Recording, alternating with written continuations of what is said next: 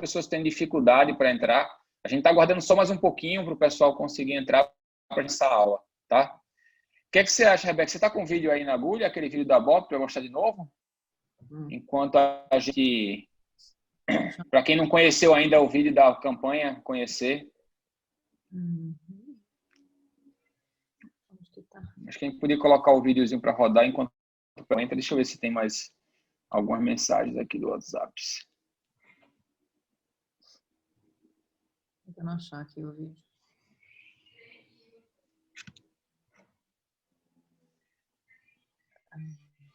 Ó, a Patrícia disse que achou mais prático pelo site da Bol. É verdade, quando a gente entra no computador, foi instantâneo mesmo. O computador é muito fácil. É porque abre tudo, né? Você consegue ver. O meu já estava com a senha, tudo direitinho, né? Uhum. Nossa, não estou achando o vídeo. A campanha aqui que eu tinha. Ah, achei. Achei. Você quer que eu ponha? Põe aí para o pessoal dar uma olhadinha. Acho que é bom, quem não conheceu ainda, conhecer. Quem não lembrou de compartilhar ainda, compartilhar. Né? Isso é super importante para nós, otorrinos, como um todo. Divulgar nossa atuação. Até é legal a Rebeca falar aí a repercussão que já está dando na mídia, né, Rebeca? Sim. Saiu hoje na imprensa, né? Espera aí que agora abriu errado aqui.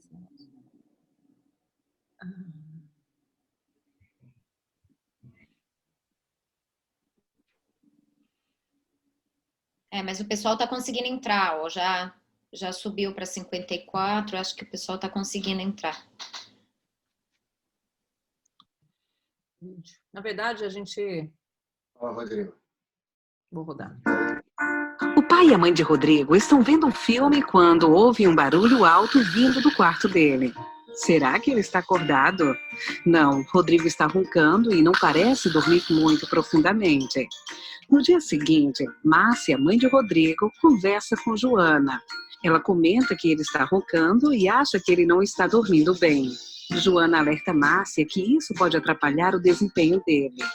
Ela descobriu que o filho dela, Caio, tem rinite alérgica e por isso também não estava dormindo bem. E o que você fez? Pergunta Márcia. Joana responde que levou ele ao otorrinolaringologista. No caso de Caio, ela precisou fazer algumas mudanças na casa, como tirar o tapete do quarto, guardar bichos de pelúcias e cobertores de lã e prestar ainda mais atenção na limpeza do pó. O otorrino também indicou a lavagem nasal com soro em uma seringa para evitar o nariz entupido. Tudo para que Caio possa ter uma boa noite de sono. No dia seguinte, Márcia leva Rodrigo ao otorrino, que explica que roncar não é normal.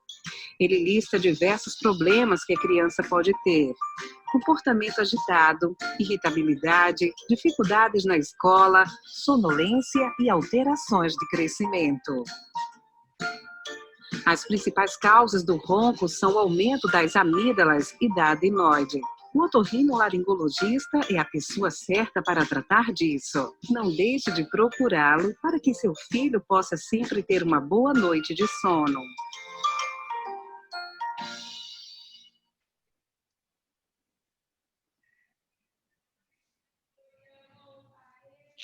Pronto.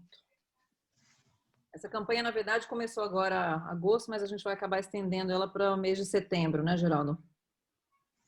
Oi, desculpe, eu estou aqui resolvendo uma coisa do computador. Bom, vamos falar então da campanha. A campanha começou agora e vai seguir, né? Porque uma das ideias nossas que a gente começou, foi tudo meio junto, assim, o olfato, junto com da otorrinolaringologia pediátrica, é que em vários locais a gente está começando a viver um pós-pandemia já, e muitos dos consultórios estavam com muito pouco movimento, e a ideia é chamar a atenção das pessoas, das queixas que são importantes serem avaliadas por um otorrinolaringologista. Então, essa campanha está super legal, isso começou a ser veiculado, é super importante que as pessoas compartilhem isso nas redes sociais. Ela é uma campanha sem personagens médicos, né? Ficou super legal esse videozinho, ou seja, todo mundo pode compartilhar. Da mesma forma aquela do vídeo do olfato, que era um chefe de cozinha, com o Batista, o Claude. E eu acho que isso é uma coisa muito legal e isso vale a pena mesmo que a gente compartilhe, porque aumenta, né? Parece que já saiu na imprensa, né, Rebeca? Saiu, parece que saiu, eu não sei se foi ontem ou hoje, o Carlinhos me passou hoje que saiu um clipping aí no Terra, no site do Terra, no Estadão, né? Eu tinha feito um press release, assim, um textozinho bem para leigo também, né? Chamando atenção para isso, e a gente tem uns vídeos também, né, que nós fizemos, alguns associados da BOP, da BOL, chamando, na verdade, os associados para participarem da campanha, porque a intenção é fazer uma coisa bem impessoal, né? Sem a cara de nenhum médico, mas chamando atenção para os temas, para os assuntos, para os sintomas que você pode mandar para o seu paciente, disparar a sua secretária para os seus pacientes, para as mães, né? Porque isso acontece já muito até com as nossas, né, com a fonoaudiologia, isso acontece, né, com outras que nem na área, que nem estão na área médica, né? Então eu acho que a gente precisa lembrar do nosso papel, né? Eu fiz um videozinho, eu vou compartilhar aqui para o pessoal, porque a Larissa mesmo que foi sua fellow estava com dificuldade aqui. Eu vou colocar aqui no Fag da BOP, mostrando que tem que rolar a tela para baixo. Cadê aqui? Só dando pessoal, nós estamos esperando só um pouquinho aqui, porque hoje, como mudou o sistema hoje, e por uma decisão, a gente resolveu deixar restrito para os associados da BOL essas lives a partir de agora, tá? Para justificar também a anuidade, e a gente, pelo tempo da pandemia, a gente deixou aberto, várias pessoas podiam assistir que não eram associadas e tal, mas isso é um privilégio dos sócios, então a gente achou por bem fechar. E hoje está mudando o sistema, então a gente demorou um pouquinho mais, porque estava demorando um pouco para as pessoas entrarem. Parece que está tendo um pouquinho de dificuldade de entrar pelo celular, porque tem que clicar no Launch Meeting, e é bem pequenininho ali no celular. Eu recebi agora uma mensagem também. Mas a gente já está chegando num número legal. Hein, Thiago? O que tu acha? Já tô. Vamos começar então. Deixa eu só mandar Vamos iniciar, aqui. Pessoal? Vamos. Me dá mais um minuto só para eu compartilhar nos grupos isso aqui que eu botei. Isso que a gente já manda, já começa. Então vamos dar mais um segundinho aí. Só para mandar para os grupos isso aqui. De qualquer jeito nós vamos começar, eu vou fazer uma introduçãozinha só e nós vamos só discutir caso. Tá bom, vamos deixar mais um pouquinho então. Coisa... Eu acho que por enquanto, assim, de novidades, eu acho que tem uma coisa legal, aí eu já falei na live de sábado, mas vou falar hoje também, que o Brasil foi convidado, nos convidaram então para ser o país homenageado da Academia Americana do ano que vem. Então, a gente tem algumas vantagens com isso, as vantagens da associação, mas o nosso associado tem uma grande vantagem, que é o desconto no Congresso da Academia Americana, que se espera que no ano que vem, em setembro, as coisas possam estar mais próximas ao normal possível, em termos de eventos presenciais. Quem sabe até lá já está todo mundo vacinado. E isso dá desconto, então, para inscrição no Congresso da Academia Americana de Otorrino, que será em Los Angeles no ano que vem. Então, é uma super notícia que a gente tem aí, porque o Brasil, tradicionalmente, leva uma delegação bastante grande. A gente espera que o dólar caia um pouquinho também, para a gente poder viajar no ano que vem, porque se o dólar continuar a 5,70 vai ser difícil, né? Viajar feliz, né? Isso, não sofrendo, né, Thiago? E aí? Pronto, já mandei para os grupos todos. Se vocês quiserem, vamos começar. Vamos lá. Vamos lá, então. Vinheta, Renatão. Cadê ele?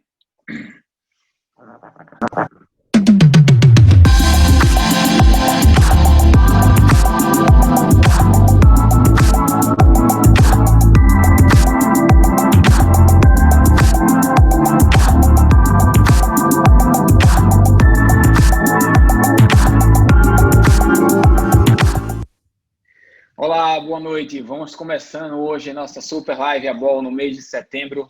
Agora restrito para os associados, para você que é associado aqui, que está em parceria com a BOL durante esse tempo. Essas lives vão ser para você que vai poder assistir ao vivo, vai poder assistir depois, né? Esse é um momento muito importante para a gente tentar cada vez mais transformar nosso consultório e melhorar nosso atendimento.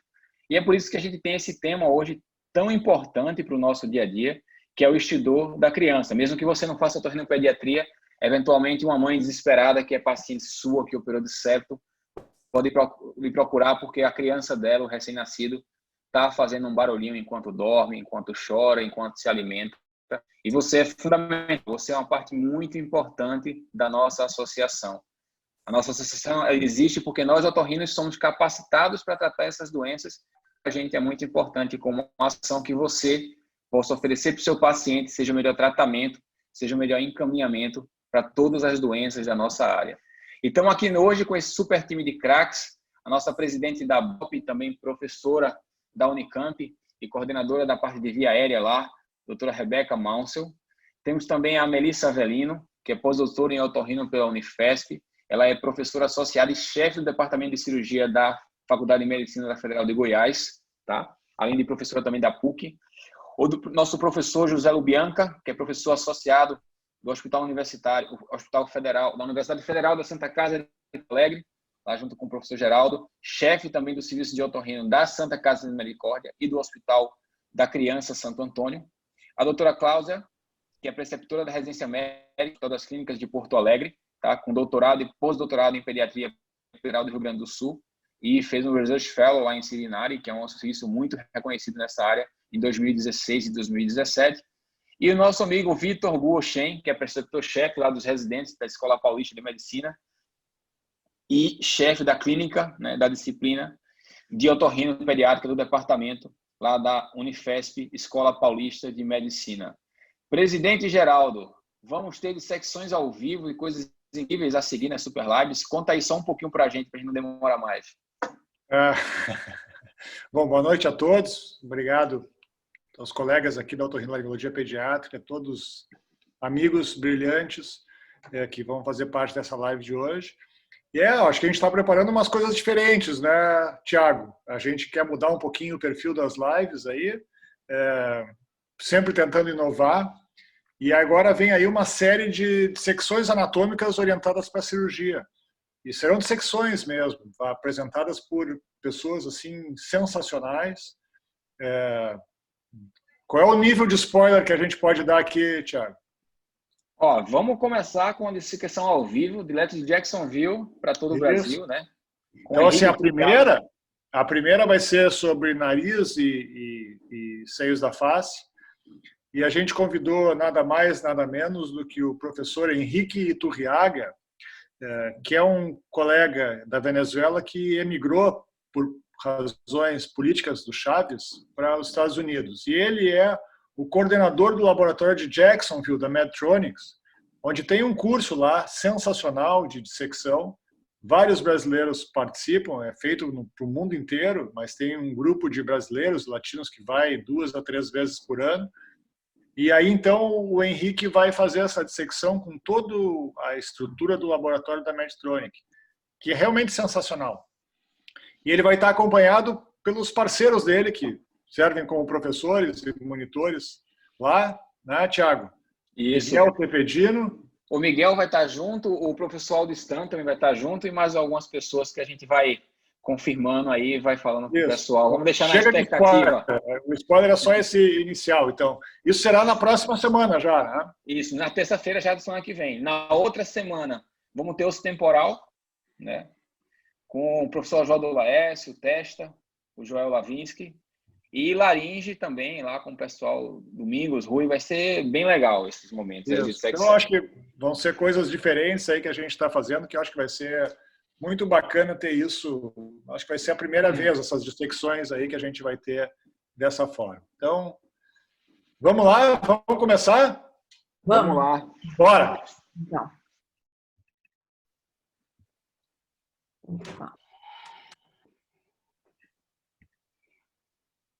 Estão vendo minha tela aqui? Então, né? Sim. Então, tá bom. Eu queria agradecer o convite do Thiago, do Geraldo, para a gente falar mais uma vez, montar essa live de um tema que é uma coisa que esse grupo gosta muito de falar, né? E que eu acho que é de bastante relevância para o consultório das pessoas que atendem crianças, principalmente crianças pequenas. A gente vai falar muito hoje do estridor no bebê, tá? Nós vamos dar, eu estava brincando com o Thiago, que nós vamos dar um gostinho aqui do nosso programa também no Congresso Brasileiro, né? Nós não podemos falar tudo, mas a gente vai falar, eu vou fazer uma breve introdução e nós vamos basicamente discutir alguns casos, tá? Vamos explorar ao máximo aqui os nossos panelistas para a gente ver a opinião de todo mundo sobre várias coisas práticas do dia a dia, como faz o exame, por que faz o exame, por que não faz o exame, tá? Então, a gente vai falar, eu vou dar uma breve introdução só no assunto, porque a gente vai falar basicamente de estridor, né? E, por definição, o estridor é um ruído inspiratório, né? Mas a gente, na prática, acaba usando também o termo estridor quando a gente está falando também de um ruído que acontece na índice e na expiração, e a gente chama ele de bifásico, e a gente fala também de estridor expiratório, tá? A gente usa isso coloquialmente, mas, na verdade, o termo estridor é um ruído inspiratório, que é provocado por um turbulionamento de ar passando numa região mais estreita. A gente chama, normalmente quando a gente está falando de estridor, a gente está falando de um ruído gerado pelo colapso de estruturas durante o ciclo respiratório e normalmente de estruturas que estão nessa região vermelha aqui, né? Então, o estridor normalmente corresponde a ruídos que são produzidos na altura da laringe ou no início da traqueia, né? Essa é uma figura do livro do professor Monnier que eu gosto muito, porque a gente ilustra muito bem os outros ruídos da via aérea também, né? Como o ronco, que é um ruído que é provocado mais pela questão da obstrução nasal, é um ruído mais grave, vamos dizer, né? Eu não vou fazer aqui, porque toda vez eu imito e ficam tirando sarro da minha cara, mas todo mundo sabe o que é um ronco em otorrino, né? Hipertrofia de adenoide, de amígdala, glossopitose, retrognatia, massa faríngea, é um ruído bastante diferente do estridor, que normalmente costuma ser um ruído que pode ser rude, mais grave, ou pode ser mais agudo, né, fininho, dependendo um pouco também das patologias. Mas a gente vê muito frequente, então, na laringomalácia, na paralisia de prega bucal, nos cistos, nas estenoses, todas as malformações da laringe e nas doenças adquiridas também, né? Então, nas estenoses, nas papilomatoses. E a gente tem o ruído que a gente chama de chiado, né? Que são os ruídos relacionados às compressões, aos estreitamentos intratorácicos, né? Abaixo, então, da fúrcula. E aí, normalmente, a gente tem uma característica mais expiratória, né? No caso da traqueomalácia, das compressões extrínsecas, das massas mediastinais. A outra coisa que a gente tem que levar em consideração quando a gente está falando de ruído na criança é a gente lembrar da aerodinâmica da laringe infantil, né? O que caracteriza a laringe do bebê? Principalmente a laringe, né?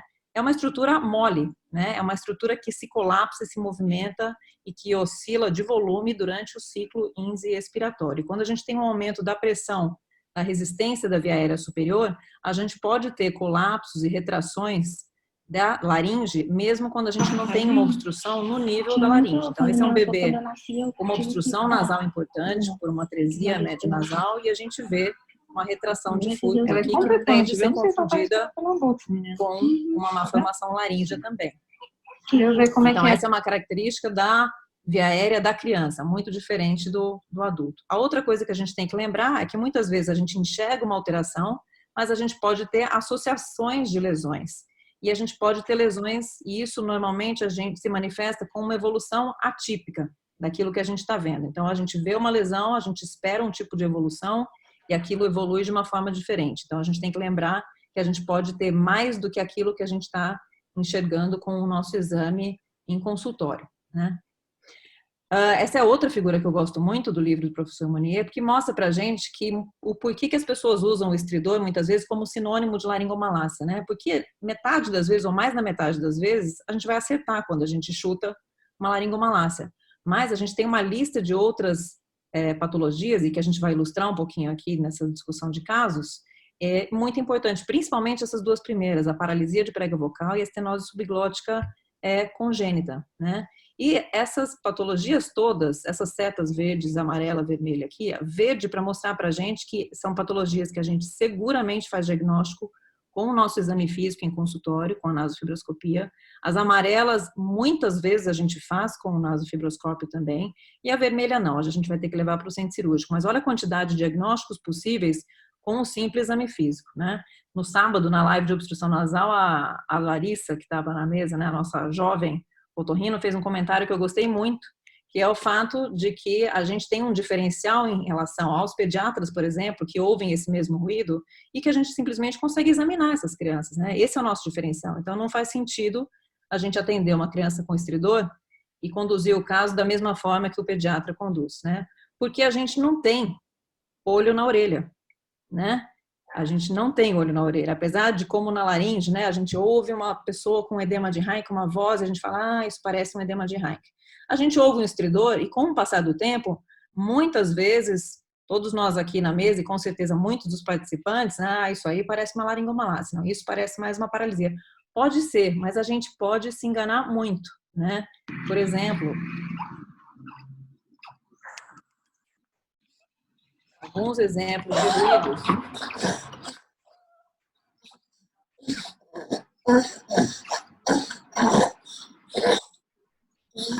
Bem calmo. Fica de boca fechada. Sim, não tem, foi embora pra casa. Quantas vezes por semana ele fica roxo?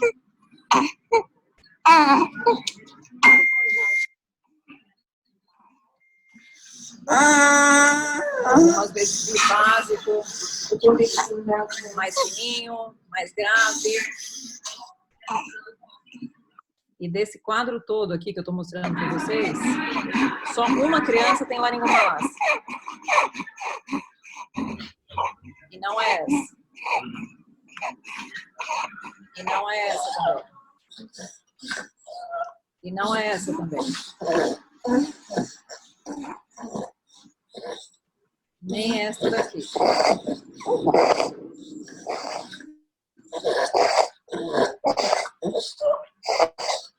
Então, nem sempre o que a gente acha a única criança que tem laringomalácia aqui é essa daqui. A gente vê como é difícil de diferenciar baseado só no ouvido. A gente tem que realmente examinar, né? E, além de examinar, a gente tem que olhar e a gente tem que reconhecer o que a gente está vendo, né? Então, exige um certo treino, não só executar o exame, mas também reconhecer as estruturas e reconhecer as alterações quando a gente vê as alterações. Não é um exame simples, né, de fazer em bebês, como a gente vai ver daqui a pouquinho. Esse é um histórico muito importante da gente ter na anamnese, coisas que a gente não pode esquecer de perguntar, e a gente vai ver aqui em todos os casos que eu vou apresentar, porque a gente vai ver que isso orienta a gente em direção a um ou outro diagnóstico. E uma coisa muito, muito, muito importante na definição de exames em centro cirúrgico, de condutas cirúrgicas, é a gente sempre orientar e buscar se existem sinais de gravidade. Se a criança está ganhando peso, se ela tem engasgos, mas não engasgozinho, um engasgo grave, hipotonia, cianose, né? Eventos de risco, apneia, tá? E vamos lá, vamos para o primeiro caso, então? Acordaram aí os panelistas? Presta atenção. Então, o primeiro caso é um caso, vamos começar por um caso um pouquinho mais tranquilo. Essa é uma criança de 30 dias, recém-nascido a termo, com Apgar 9 e 10, e a mãe notou uma respiração ofegante. Essas foram as palavras da mãe, 24 horas depois que ela chegou em casa da maternidade. Uns 10 dias depois, a criança começou um quadro de roncos. Então, muitas vezes, a mãe fala, a criança tem um estridor, mas a mãe chama de ronco, né? Atualmente, ela faz barulho só quando ela está acordada, ela engasga e soluça muito, ela regurgita com muita frequência, em 2 ocasiões saiu leite pelo nariz, mas ela está com um ganho de peso razoável, né? Próximo do normal, 24 gramas por dia em aleitamento materno exclusivo. A mãe dessa criança é uma fonoaudióloga, essa mãe chegou descabelada, né? Todo mundo que é mãe aqui sabe como é que é mãe de recém-nascido. Puérpera em amamentação, aleitamento materno exclusiva, e ela sem dormir, nem quando a criança estava acordada por causa desse barulho. E é isso que a criança tinha.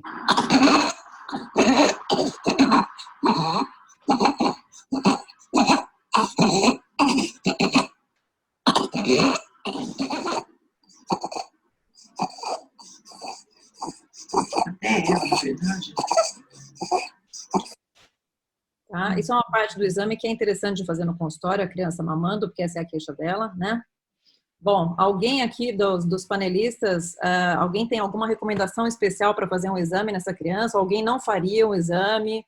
Ou alguém, o que vocês tomam de precaução ou de cuidados especiais para fazer uma nasofibroscopia nesse caso, Cláudia? Bom, em primeiro lugar, só agradecer o convite, Rebeca, e é sempre bom estar aqui com meus amigos das vias aéreas pediátricas. Bom, uma coisa que eu acho que a primeira questão que a gente tem que ter muito claro é que realmente, apesar desse estridor parecer muito ruim, muito feio, né, um barulho que com certeza assusta os pais e assusta provavelmente todos os outros pacientes e pais que estão na tua sala de espera com um bebê assim, né? Nem sempre isso se relaciona com a gravidade do quadro, né? Então, apesar de assustar bastante, sem dúvida nenhuma é uma criança que a gente tem que olhar e que pode olhar tranquilamente com uma nasofibro no consultório, e essa é a indicação sem dúvida nenhuma, né? E a outra questão, só para chamar atenção também nessa história, é que apesar de que a gente fala sempre que a história típica de uma laringomalácia é início após a segunda semana de vida, a gente vê muito isso de o barulho já começar lá na maternidade ou no segundo, terceiro dia de vida da criança, né? Então isso também não exclui que possa ser, apesar do barulho intenso que assusta e que começou essa história lá na maternidade já, não exclui que possa ser uma laringomalácia, tá? E nenhuma precaução, né? Melissa, você usa anestesia para fazer uma naso nessa criança? É extremamente importante, eu acho, quando a gente, para quem não está acostumado no dia a dia, é exatamente isso, né? A gente jamais deve usar anestésico numa criança abaixo de 1 ano de idade, ela pode incordenar, aspirar, então, assim, isso é um fator muito importante durante a execução da nasofibro. E outra coisa que eu lembro muito dos residentes perguntar, mas eu ouvi falar que pode fazer um laringoespasmo, só se você for cutucar muito essa criança para ela ter, e ela tá, como a Cláudia comentou, numa situação aqui que a gente está relativamente confortável, não é uma criança que está fazendo uma cianose, um quadro que você teria receio de fazer no consultório. Então, o cuidado que deve ser feito é exatamente isso, não usar anestésico como você usa numa criança maior e num adulto. Você pode pingar um vasoconstritor se a criança tiver um nariz muito estreitinho, né, não for cardiopata, não tiver nenhum outro fator, isso pode te ajudar, né? Eu sempre uso a minha fibra 3.2, mesmo em bebês muito pequenos, não tem essa necessidade que se é outra coisa, eu preciso de uma fibra pediátrica, eu não posso fazer esse exame, ter medo de fazer um exame. Se o problema for laríngeo, né, eu vou ter dificuldade se eu tiver um estreitamento de cavidade nasal. Se o problema for laríngeo, eu não vou ter nenhum problema com a minha fibra usual aí. Ok, então tá bom. Então a gente usou aqui uma fibra 3.2, né? Como a Melissa comentou, a gente não usa normalmente fibras menores, a não ser em crianças sindrômicas ou com algum estreitamento nasal que justifique, né? A criança vai chorar muito, isso quando a gente fez a outra live de nasofibroscopia, a gente teve algumas pessoas que me mandaram mensagem depois, realmente a criança chora, a gente fala para a mãe que a criança vai chorar muito, mas são, né, os bebês, normalmente, nessa fase em casa, uma criança que está em casa já passou por situações de estresse, com certeza, em casa, de choro intenso, eventualmente até de cólica e tal. Então, se a gente estiver tranquilo e seguro para fazer, normalmente isso é o suficiente para tranquilizar a mãe. Então, esse foi o exame aqui. Que vai estar sem som, acho. Tá? Eu vou passar um pouquinho para frente, porque tá melhor aqui para frente. Vitor, você quer descrever o exame? Bom, também gostaria de agradecer o convite, Rebeca, Thiago, Geraldo. O que a gente está vendo aqui é a parte da laringe. Para mim está pulando um pouquinho o vídeo, está um pouquinho claro, mas dá para ver que ele tem um encurtamento de prega epiglótica. Aparentemente também tem uma redundância de mucosa ali na região da aritenoide.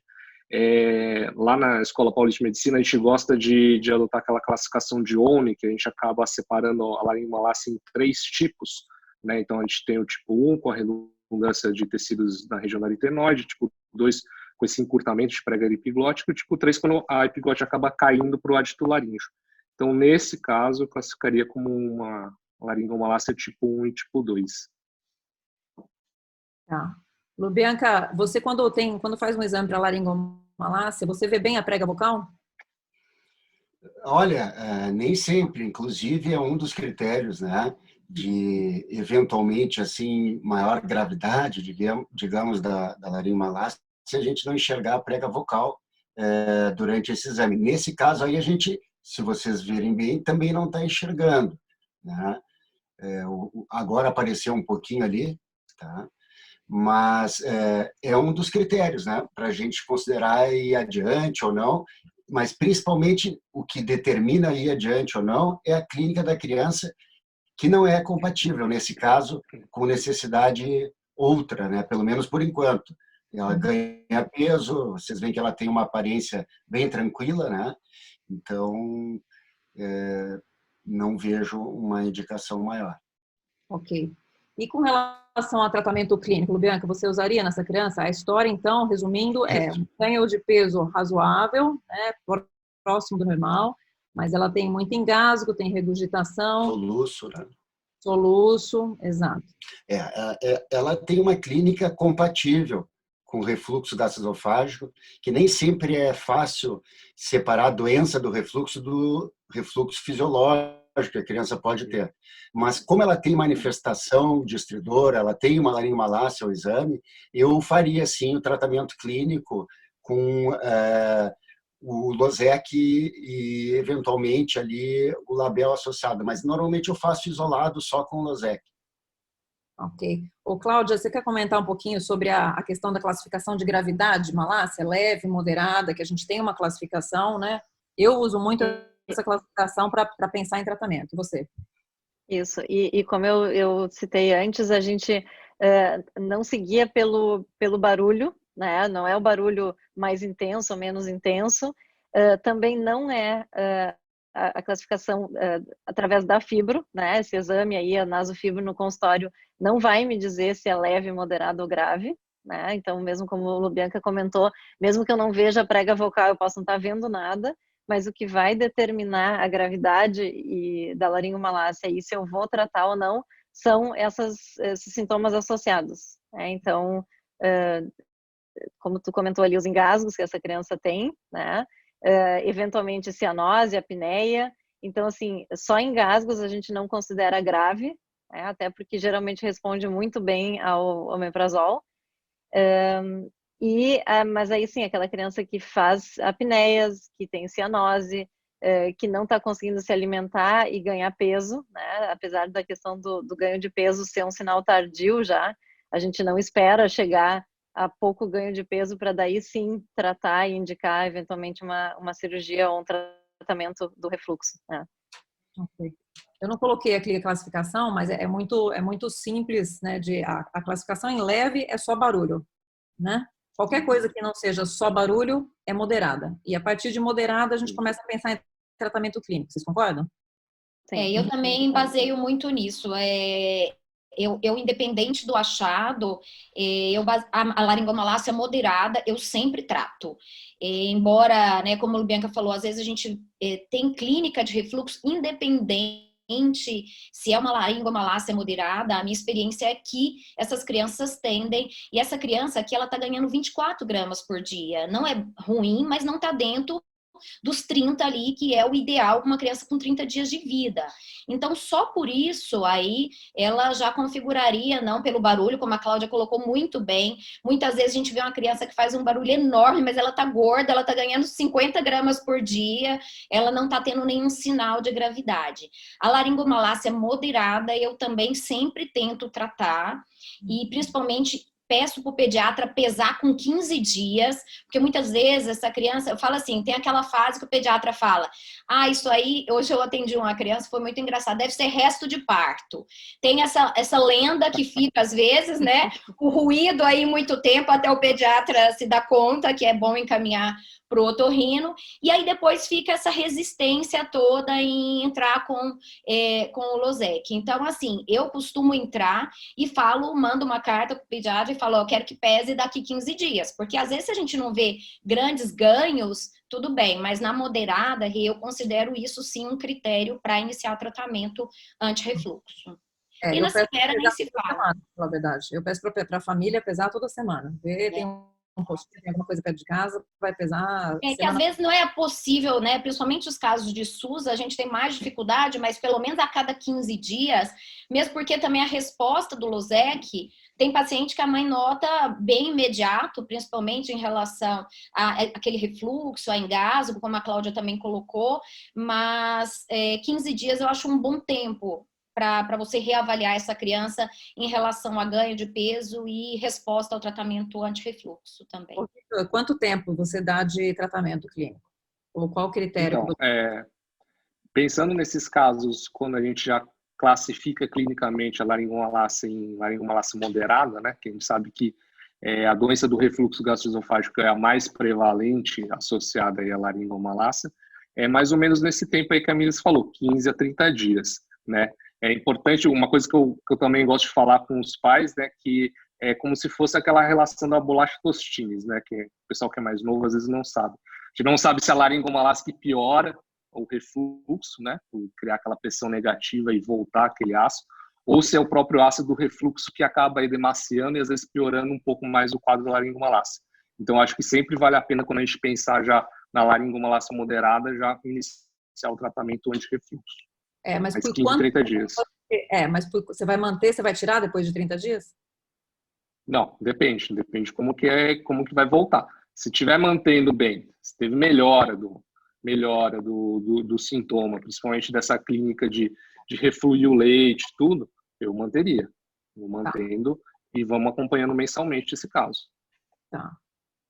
Bom, e vocês é que prescrevem? Vocês não mandam, alguém manda para o pediatra prescrever? Fala, acho que precisa tratar refluxo, deixa na mão do pediatra? Eu só não prescrevo, além de prescrever, falo para não deixar o pediatra tirar, porque o mais comum é o pediatra às vezes querer tirar, viu, Rebeca? Então, além de eu prescrever, eu falo assim, esse tratamento é da laringomalácia, esquece que ele é do refluxo, porque não sei a experiência dos colegas, mas não é infrequente o pediatra querer tirar, né, o omeprazol aí, porque, não, mas ela não tem refluxo, e aí eu sempre recomendo a não tirar, até voltar. Eu gosto muito. Lembrando, né, Rebeca, que o pediatra não gosta de omeprazol, né?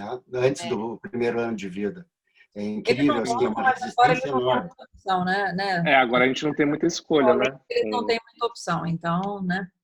E eu acho que uma coisa que ajuda muito é conversar com o pediatra, né? Muitas vezes, quando eu estou na consulta ainda com o bebê, ligar para o pediatra, porque aí ele está junto contigo ali e entende por que está prescrevendo. Eu acho que às vezes eles não entendem por que a criança foi encaminhada e tem o diagnóstico de laringomalácia e por que a gente está prescrevendo o omeprazol, né? Eu acho que a parceria com eles é importante, né?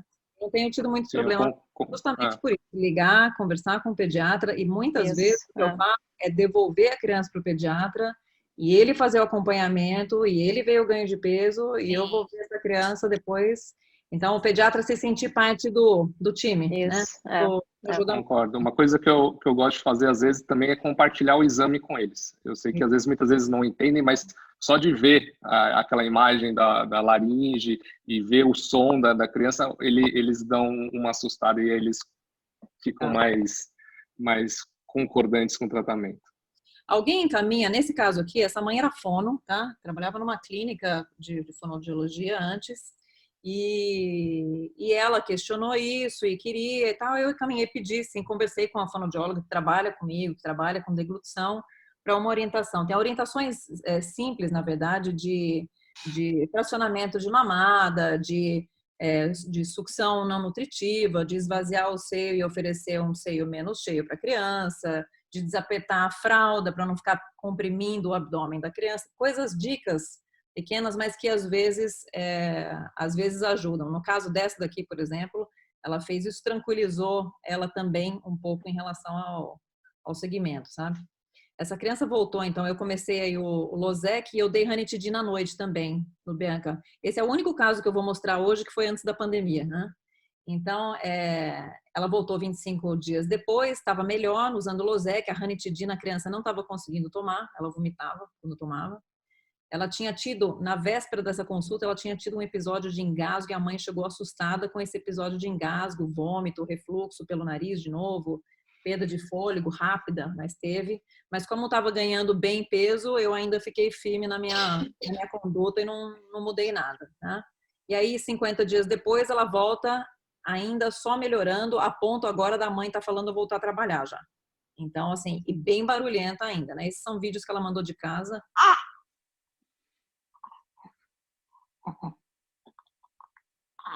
A gente vê que é uma criança que está confortável, que não está irritada, que não está sofrendo, né?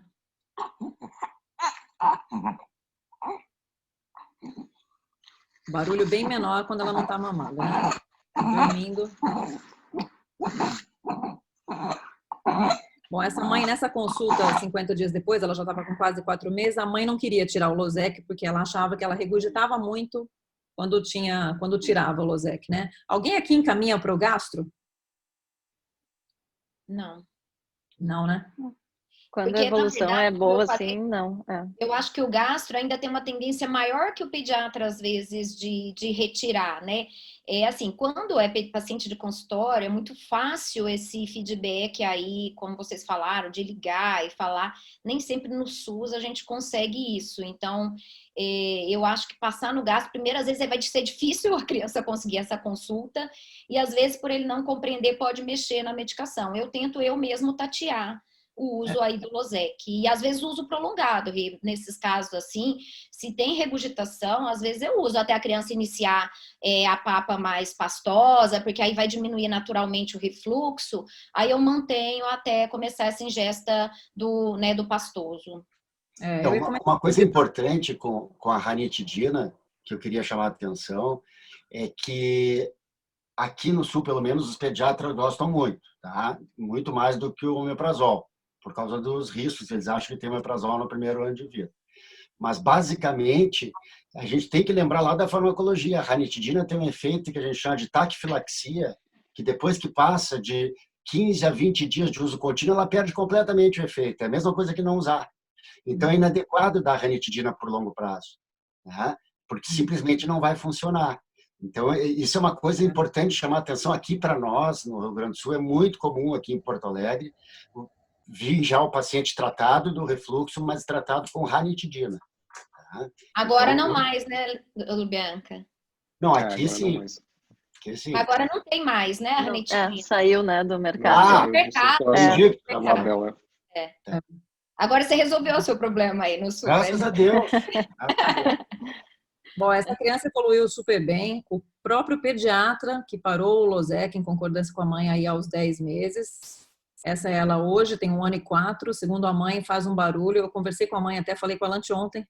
E ela falou, eu vou tentar te mandar o vídeo, porque às vezes ela faz barulho quando corre com o irmão. Depois ela me mandou uma mensagem e falou, não consigo fazer ela fazer barulho. Então, que tá sarada, né? Tá sarada. Então, vamos para um caso um pouquinho mais complexo aqui agora. O outro caso é um caso de 23 dias, uma menina de 23 dias, que nasceu de um parto cesárea, com Apgar bom, sem intercorrência nenhuma, sem nenhum antecedente gestacional.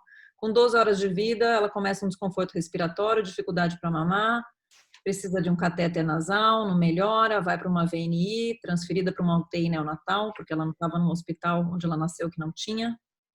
Na UTI neonatal, nessa outra cidade, que não era aqui no caso, ela foi avaliada por um otorrino, que fez uma nasofibroscopia e que descreveu uma epiglote em ômega, redundância de aritenoides, pregas epiglóticas encurtadas, sugestivo de laringomalácia. Mas pediu uma tomografia. Né? Eu acho que talvez a discrepância que talvez o colega achou de uma laringomalácia com o desconforto e a necessidade de suporte respiratório, né? Talvez. E essa traqueostomy, essa tomografia, para piorar, veio descrita como sinais de estenose subglótica. Bom, e ela ganhou também um ecocardio, né? Estava na UTI com um quadro de insuficiência respiratória, que mostrou um foramen oval pérvio e uma comunicação interventricular sem repercussão. Nessa fase, então, foi passada uma sonda orográfica, porque ela estava com dificuldade para amamentar, e aí sim foi solicitada transferência para o nosso hospital. Ela estava em CPAP, tá? Com desconforto importante, um estridor inspiratório, e ela veio assim na chegada. Ela não trouxe o vídeo da nasofibroscopia do colega, mas trouxe a tomografia que a gente olhou e era normal. Tá? Não tinha nenhum achado. Muitas vezes as tomografias, alguém quer comentar sobre tomografia, Lubianca? Tomografia de via aérea nessa idade, ou diante desse quadro, você teria pedido uma tomografia aqui? Bianca, acho que você está no mudo. Está mudo. Está mudo, Lubianca? Jamais. Tá? A tomografia eu jamais pediria. Acho que não faz parte do nosso arsenal aí diagnóstico, e isso é muito importante. Nem mesmo, e olha o que eu vou dizer, nem mesmo quando existe estenose subglótica, por exemplo. Não é um método bom nem para avaliar estenose subglótica nessa idade. Ok. Alguém tem alguma outra opinião ou quer fazer algum comentário disso? Concordo em grau, em gênero e número, e além do que, para fazer a tomografia, teve que sedar a criança, né? Mais um risco aí. Importante deixar isso bem claro. Transportar ela que não está instável, né? Ela foi transportada para a gente em CPAP, mas não é uma criança que está super estável para colocar dentro de um tomógrafo. O mais importante é pensar isso. Se ela tivesse, mesmo que ela tivesse necessidade de avaliar a região subglótica ou traqueal, não seria através de um exame de imagem. Diferente de uma laringe de adulto, que o exame de imagem pode te fornecer dados que talvez te ajude, na criança o padrão ouro é a endoscopia. Se você não conseguiu com a naso, ou na pior das hipóteses, levaria para o centro cirúrgico para uma endoscopia rígida, né? Só um adendo, acho que a gente só pediria a tomografia se pensasse em alguma alteração de grandes vasos, alguma transposição, pensando em compressão extrínseca, senão não. Agora, ainda assim, né, o pensamento aí é meio inverso, né? Assim, a gente suspeita disso normalmente baseado no exame endoscópico. Sim. Então, ela chegou assim.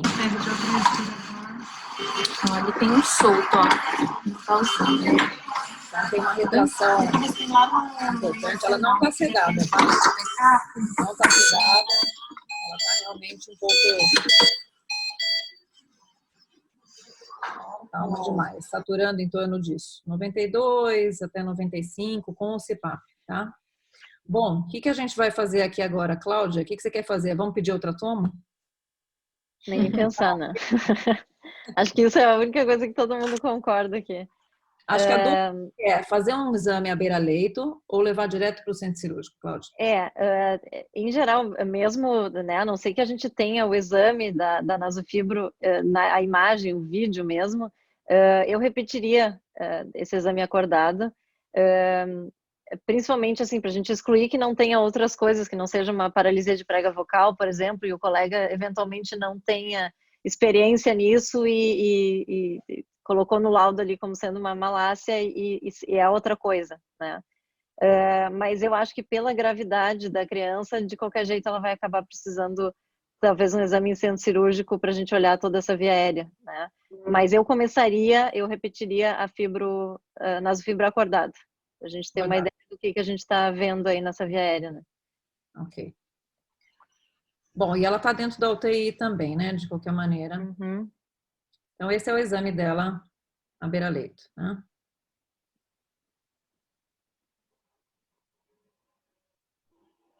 A sonda atrapalha um pouquinho. Talvez alguns de vocês tirem a sonda aqui para fazer o exame. Alguém tira? Não. Eu também não tiro.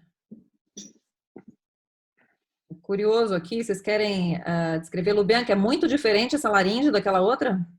Eu não vi a laringe ainda. Deixa eu ver aqui. Presta atenção, então, que já está dando para...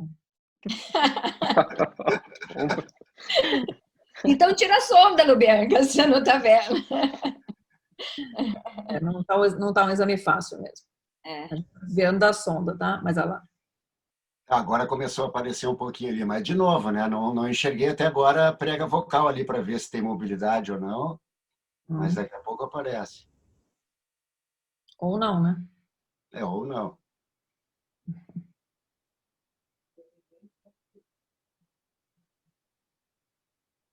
Então, o que deu para ver? Tem um exagero do ômega da epiglote, que não nos diz muita coisa sempre, e parece ter uma prega epiglótica curta também, tá? E eu estou tentando ver a porção posterior ali. Apareceu agora. Não tem uma hiperemia na porção posterior para a gente pensar em refluxo, embora não seja patognomônico, né? E, de novo, né? Não estou vendo a prega vocal para poder me assegurar sobre a movimentação dela. Até aqui, o meu diagnóstico seria de laringomalácia, mas eu não me contentaria só com esse exame. Eu levaria para o bloco cirúrgico, sob anestesia, para passar dessa prega vocal. Ok. E você já faria algum procedimento? Nesse momento que eu levo ao bloco cirúrgico, já avisaria os pais que poderia fazer, sim. Pediria a permissão deles para poder fazer, né? Para a gente não ter que fazer 2 anestesias gerais, eventualmente uma para fazer o diagnóstico e outra para fazer o tratamento. Vá que eu encontre aí, por exemplo, só laringomalácia, eu acho que esse caso é um caso que a gente deveria intervir, né? Faria a cirurgia da laringomalácia. E, eventualmente, encontre aí eu não me lembro, ela foi entubada, não? Não, nunca foi entubada. Tá. Basicamente por aí. Tá. Então, o exame no centro cirúrgico é para descartar outras coisas, mas ela já tem um diagnóstico de laringomalácia, sim? Sim. Eu já indicaria uma supragloto e eu faria o inverso. Eu falaria, eu acho que é só uma malácia, mas pode ter algo associado, principalmente porque é um sinal de gravidade, né? Ela tem uma malácia severa. A gente sempre tem que falar para esses pais da possibilidade de lesão concomitante. Mas eu iria para uma supragloto, porque é muito curto a pregária epiglótica aqui, né? Então, por mais que tenha algo mais, a supragloto eu faria de qualquer... O exame do bloco agora. Esse é o exame no centro cirúrgico. Foi um exame difícil porque essa bebê precisava de CPAP para manter ela em ventilação, né? Então não foi, a gente não conseguiu manter ela em um plano espontâneo em que ela não obstruísse, né? Então a gente estava preocupado aqui em descartar outras coisas, né? Principalmente aqui. E, olha lá. Então a subglote e a traqueia até a carina. E a gente não vê nenhuma anormalidade, nenhuma outra alteração, né? Então, nós vamos fazer nada além da malácia. E aí, a gente fez a cirurgia, então, da laringomalácia. Esse é o aspecto pré, esse é o aspecto pós. A gente fez isso com instrumental frio, com tesoura, né? Sempre tomando cuidado de deixar uma região aqui interaritenoide. A gente seccionou a prega e também ressecou aqui a cuneiforme, tá? Dos dois lados. Eu acho que esse é o tipo de supraglotoplastia que a gente mais faz, né? Vocês concordam? Sem dúvida. É o padrão mais comum, né? Padrão mais comum. Tá? Bom, aí a gente fez esse procedimento aqui. Vocês estubam essa criança em sala? Vocês deixam entubado? Rebeca, antes de ir para essa, eu queria fazer a pergunta para vocês, inclusive para ti. Alguém faz unilateral só? Nunca fiz. Eu já fiz umas 2 vezes no Bianca faz uns 7 anos atrás. Depois a gente teve que refazer do outro lado, então nunca mais fiz unilateral, sempre bilateral. Eu não faço nunca unilateral, faço sempre bilateral também. Tomando cuidado para não, como a Rebeca falou, não atingir a comissura posterior ali, eu acho que, né, não justifica em nenhum momento fazer unilateral. Né? Isso aí. Bom, e a questão de deixar entubado e não deixar entubado, essa é uma criança que eu acho, pelo menos, né, não sei o que vocês acham, mas assim, a criança que chega instável no centro cirúrgico, né, e que vai precisar ser transportada de volta para a UTI, a gente costuma pelo menos transportá-la entubada, né? Então, a gente transportou essa criança entubada, mas ela estubou horas depois na UTI, né? Mas poderia perfeitamente também estubar em sala e deixá-la recuperar em sala também, sim? É assim que eu faço normalmente, Rebeca. É assim que eu faço. Sim, eu vejo na recuperação dela se ela tem condições de sozinha aguentar o tranco, digamos assim. Espero na sala ali, pelo menos por baixo, uns 10, 15 minutos e vejo como é que ela está acordando, como é que está a respiração dela. Se ela está estável, eu não vejo por que mandar entubada. Mas é mais seguro, concordo contigo. Eu acho que depende muito também se a criança tem comorbidades associadas, né? Quando são casos mais graves, acho que vale a pena mandar entubada, e aí eu deixo 48 horas entubado. E é uma coisa que eu comentei até com os residentes que a gente fez ontem, que quando a gente estuba em sala, você ainda vai ter um estridor logo depois que estuba, né? Então fica um pouquinho de estridor, enquanto que quando você estuba em UTI, parece que é mágico, né? Você fez a cirurgia, ele estubou depois de 48 horas. Claro, pode fazer um pouquinho de estridor, mas fica bem melhor depois que estuba. Mas depende da criança. Agora que eu entendi, que tem uma coisa diferente aqui nas condutas. Então, eu nunca faço entubada a cirurgia. Eu sempre faço com ventilação espontânea.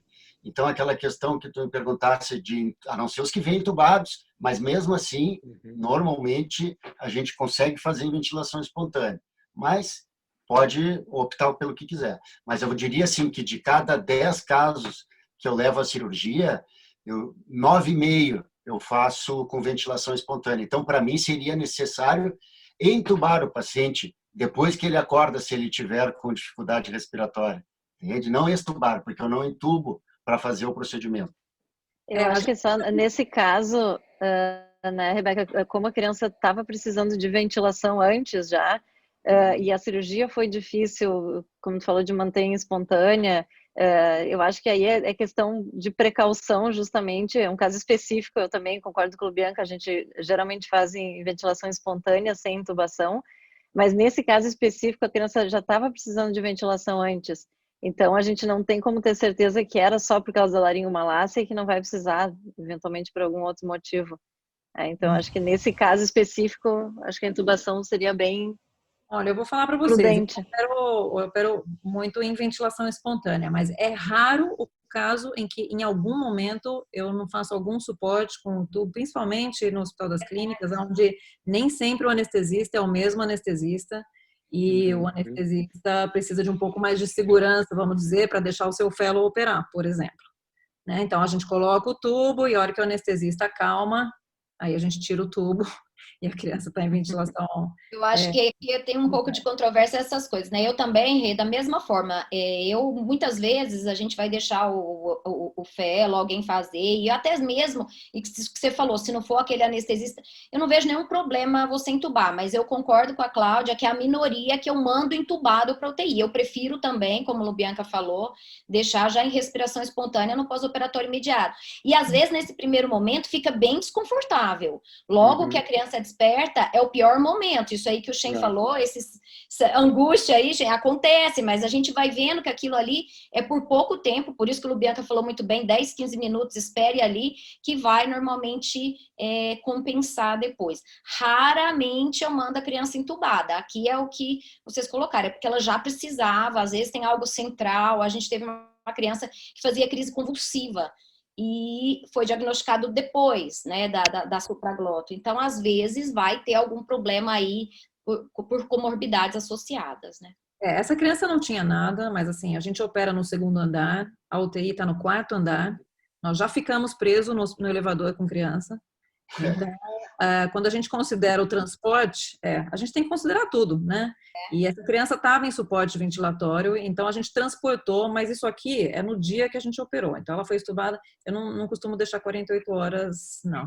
Então isso aqui foi no dia da cirurgia, já outra criança, outro padrão respiratório. No primeiro dia depois, já sem suporte. No 2º dia, já mamando.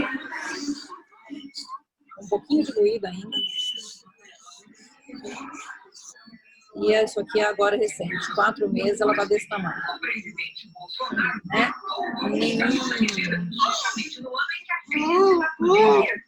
Então, ela teve alta com medicação. A gente costuma manter. Vocês mantêm aqui um Losec no pós-operatório dessas crianças? Sempre. Sempre, né? Pelo menos por algum período. Ok. Bom, vamos passar para frente aqui um pouquinho. Vamos para um outro caso? Então, a gente viu 2 casos bem diferentes de laringomalácia e, por outro lado, 2 casos bem atípicos. 2 casos com sintomatologia muito precoce, né? Muito fugindo do livro, vamos dizer, né? Mas a maior parte dos casos que a gente opera, eu acho, né? A gente opera realmente mais pequenininhos, né? Quando é grave, ela é grave desde o começo, normalmente, né? As malácias. Vamos lá, então, o terceiro caso é o seguinte, é uma criança, um recém-nascido de 41 semanas, a termo, um parto vaginal, de novo um Apgar super bom, e uma criança que no 2º dia de vida fez um episódio de cianose ao chorar e estridor. Detalhe aqui, esse é um outro caso recente agora, a mãe era Covid positiva, tá? Assintomática, ela testou por causa do parto, tinha um antecedente de uma morte de um bebê anterior, que ela teve antes, aos 2 meses, por uma provável malformação, segundo a mãe. E foram chamados, então, para avaliar. Quando a gente foi avaliar essa criança, ela não tinha tido mais novos episódios de cianose, ou seja, foi um só. Não tinha dessaturação, não tinha nenhum fator de risco mais, foi um episódio único. O exame físico normal, a mãe morava na cidade, e a gente contemporizou a indicação de nasofibro aqui, porque a mãe era Covid positiva. O que vocês acham disso? Ela que estava assintomática, sem estridor, ou o estridor mantinha? A criança tinha tido um episódio de cianose ao chorar e tinha tido um estridor, mas quando a gente foi chamado, Não tinha nada. Não estava mais. Isso depois de 24 horas. 24 horas depois a gente foi chamado e ela não tinha nada, não apresentou nada durante o exame, nem de saturação, e a mãe com PCR positivo. Normal, acho que é a conduta que todos teriam, viu, Rebeca, nesse momento. Porque uma coisa é você falar, a criança está desconfortável, está mantendo a cianose, mas se ela estava com melhora, com certeza eu também... Não faria. Bom, ela voltou depois de 2 semanas com um bom ganho ponderal, mas com esse ruído aqui.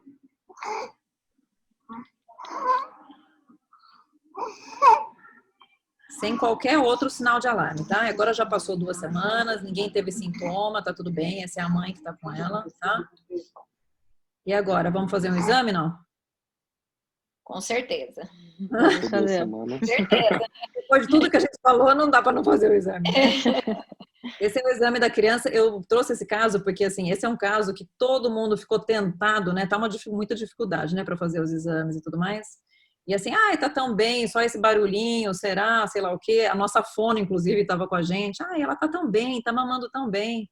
E aí a gente fez essa naso e olha só. Tá jogada, viu? Tem uma massa ali, tá vendo? Deixa eu baixar. O que você tá vendo aí, Cláudio?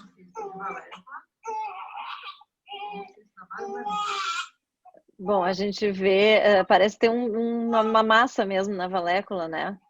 Que chega a empurrar um pouco a epiglote, mas está ocupando a valécula. A gente não vê a prega glossoepiglótica medial. Parece um cisto de valécula mesmo, né? Tá trancando um pouquinho a imagem para mim, mas... Para mim também. Bom, e aí? A criança tá ganhando peso, tá só fazendo barulho. O que a gente faz com esse cisto? Só para comentar, Rebeca, eu acho que essa é uma das indicações, como todas que a gente vinha falando, de fazer um exame com a criança acordada. Esse é o tipo de lesão que, se a gente leva para uma anestesia geral, para uma sedação, e induz a criança, esse cisto cai e obstrui a laringe e a gente pode ter complicações graves ali. Então, é super importante o diagnóstico com a criança acordada enquanto ela está chorando e tem defesas ali de via aérea, né? E não levar para uma anestesia geral direto. Exato. Bom, o que a gente faz com esse? A Cláudia acabou de comentar aqui o risco do exame complementar, né? Mas agora a gente já olhou e viu que é um cisto. Ainda assim, alguém pede um exame complementar? Não. Não. Nada? Nada. Bom, eu pedi aqui um ultrassom de tireoide, porque eu queria ver se ela tinha tireoide tópica, né? Porque de diagnóstico diferencial aqui, a gente poderia pensar também, né? Mas é que eu não consegui diferenciar ali, Rebeca. Tu conseguiu por esse exame que tu tá vendo mais de perto, se era de valécula ou se era de base de língua?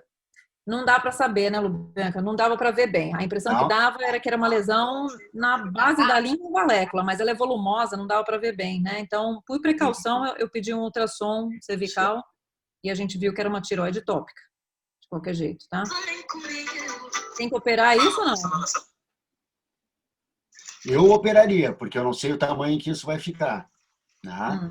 Eu operaria, já tinha um pouquinho de sintoma, tudo bem que ela está evoluindo bem, mas aqui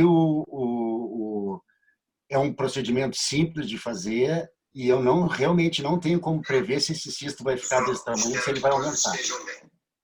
E pode ser uma coisa posicional também, né? Dependendo da posição da criança ter sintoma, não ter sintoma, então... Eu não arriscaria também dar alta para uma criança assim, que daqui a pouco cresce esse cisto e... Exatamente. Só uma coisa, Rebeca, quero para complementar sobre exames complementares. Já recebi alguns casos de colegas que pediam ressonância magnética também. Então, já recebi casos do paciente já com a ressonância magnética e alguns interrogando se era um cisto tiroglosso, alguma coisa assim. Então... Mas não pediria se não tivesse. Eu acho que é um risco, assim, a ignorância é uma beleza, né? Porque a pessoa pede uma ressonância. A tomografia, você não necessariamente precisa anestesiar a criança, mas a ressonância com certeza, né? E aí, Sim. numa anestesia, é isso que a Cláudia comentou, essa criança pode obstruir e precisar de uma Dependendo intubação. da posição do cisto, exato. Essa E é indicação, então, é difícil um de pouquinho entubar diferente mesmo, né? da Essa laringomalácia, criança, né? Furar, né, o cisto para intubar. Às vezes você a intubação, muito muitas grande, vezes... você vai ter que funcionar, né, antes de intubar. Eu acho que uma coisa diferente desse caso para uso de laringomalácia, né, é que aqui vocês perceberam que a gente não está levando muito em consideração os fatores de risco, né? Porque como é uma lesão que potencialmente pode obstruir, apesar dessa criança estar bem, a gente vai operar, né? Sim. Então, cisto se opera. Eu trouxe esses aqui só para ilustrar, porque os cistos acontecem de forma variada. A gente pode ter cistos muito mais obstrutivos, como assim, né, emprega a área epiglótica, ou aqui, né, ou esse aqui que saiu do ventrículo. Olha lá. Então, a gente tem que lembrar desse diagnóstico. É raro, mas existe, né? A gente pode ressecar eles com o laser, como até essa foto aqui, mas nesse caso, a gente fez uma ressecção endoscópica a frio, né? Olha aqui quanta mão, né? A 6 mãos praticamente. A lesão aqui bem mais de valécula, né, Lubianca? Isso. Mais de valécula, tá? E essa criança foi estubada na mesa. Isso aqui é ela na mesa, pós-op imediato. Mas também uma criança que era muito mais estável. Aqui, mais difícil operar em espontânea, né, pessoal? Sim. Sim, com Uma certeza. lesão supraglótica, né? Sem Até dúvida. pelo posicionamento do laringo, né, que você vai precisar colocar, mas é melhor entubar. Isso, tá? E também aqui foi feito um exame, a gente sempre examina, vocês todos aí sempre examinam a via aérea completa? Sempre. Sempre, né? Tá. Ok, esse é um caso mais rapidinho, só para a gente ilustrar, porque apesar de raro, acho que todos vocês aí pegam pelo menos um por ano, né? É bem menos que os outros, mas sempre vem um ou Mas outro. sempre vem algum, né? É, E vocês viram que a clínica era muito parecida, poderia ser uma malácia também, né? Igual. Vamos lá, então. Vamos para o quarto caso. O quarto caso é uma criança de 3 meses, de novo agora também durante a pandemia, tá? Uma criança recém-nascida de parto vaginal, termo, um Apgar bom. Desde que nasceu, ela tem um estridor que piora com o choro, com episódios de apneia e cianose. Precisou fazer uso já vem com uma sonda nasointeral por dificuldade de ganho de peso desde a maternidade, então ela teve alta da maternidade já com a sonda. E também é uma criança mal formada, ela tem uma fissura labial pré-forame completa, bilateral, já tinha um diagnóstico, o diagnóstico foi no susto, pós-natal. E uma polidactilia, tá? Não tem uma síndrome ainda fechada, né? Mas ela tem esse aspecto aqui.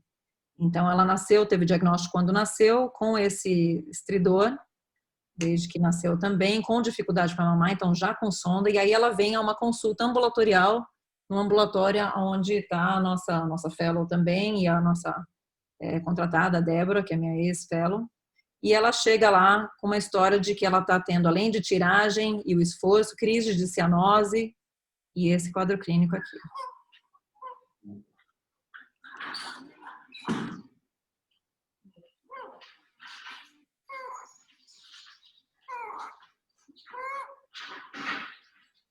Aqui, nesse vídeo, ela está calma aqui, mas ela foi submetida a uma nasofibroscopia. Durante a nasofibroscopia, ela fez um episódio de cianose, de palidez, tá? E é uma criança que, apesar da sonda, não está ganhando peso, tá? E essa é a nasofibroscopia dela aqui. Alguém chuta aqui, né, com uma criança com tantas malformações, né, logo de cara aqui a gente já começa a pensar em coisa rara, sim ou não? Ainda mais que é terço médio, eu pensaria primeiro, como clínica, ou um cleft também, uma optis frias, eu pensaria numa síndrome de linha média, né? Claro que mal formado pode ser qualquer coisa, mas eu gosto nesses casos de ficar atento, porque às vezes o diagnóstico de cleft, ele é difícil na naso, né? Então eu procuro nesses casos aqui tentar ver bem essa região, mas pode ser qualquer coisa. Vamos ver a naso, então. Vocês vão entender por que ela ficou cianótica durante o exame.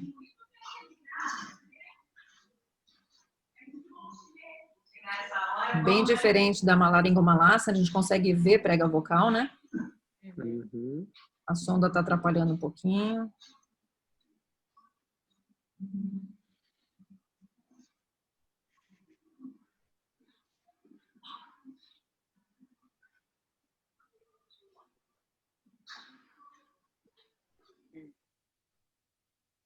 E aí, Vitor, o que você acha? Poxa, agora você me pegou, hein? Essa naso aí.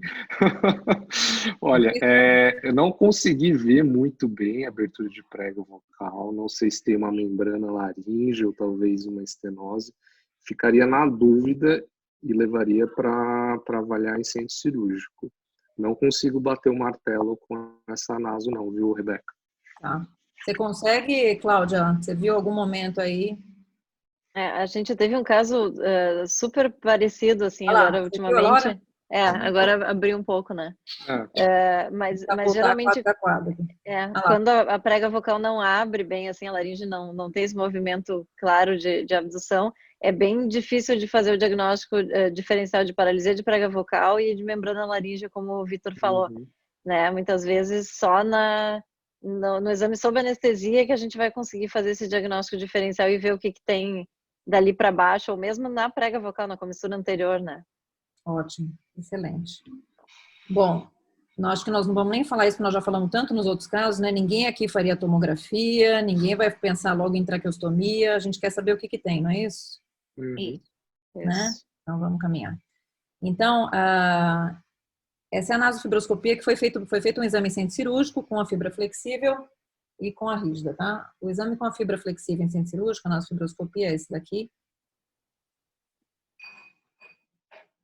em que a gente vai ver, né? Para quem está assistindo aqui, então, quando a laringe rebaixa no pescoço, rebaixa, né? Ela é a inspiração. Na inspiração, a gente espera que a prega abre, né? Então, quando ela desce no pescoço, é para a prega vocal abrir. E o que a gente está vendo aqui no exame, quer falar, Melissa?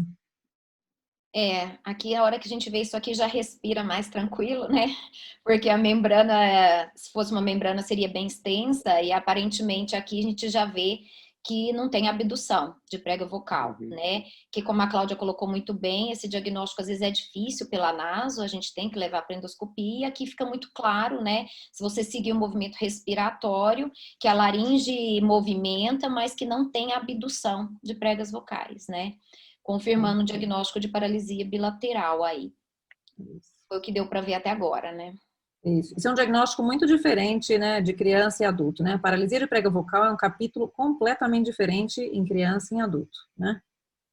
Bom, aí o restante do exame, então nós estamos usando uma fibra ótica de 0, tá? Uma fibra ótica de 0 que passa um pouco justa, né, ali na carina. Tem essa imagem aqui, mas que depois parecia só uma fóveazinha, tá? Mas a carina tá, apesar de estar um pouco diferente a imagem, nada demais. A gente tem a pulsação aqui da artéria inominada. Mas é um exame que está ruim, que fica toda hora com secreção, porque está um pouquinho justo, tá? Quando a gente volta... Parece mais estreitado, né? Você fez com ótica de 4. Mas a traqueia parece normal, né? Vocês acham? Aqui a gente está olhando ali aquela secreção. O brônquio direito talvez um pouco mais estreito, né? Mas quando a criança é mal formada, às vezes a gente vê variações anatômicas assim um pouco atípicas, né? Bom, aí a gente ficou aí com essa dúvida, porque como a gente não estava com muita facilidade de fazer o exame com a ótica de 4 milímetros, né? A gente passou um tubo e a gente mensurou essa via aérea. E o tubo que passou aí foi... Esse é um tubo 3 que passou justo, sem escape. E aí, quando a gente tira ele, a gente consegue ter uma imagem um pouquinho melhor da cricoide. Olha lá. Tá estreito. Né? Então, um tubo 3 que fica bem justinho. Se a gente colocar isso no nosso aplicativo, né?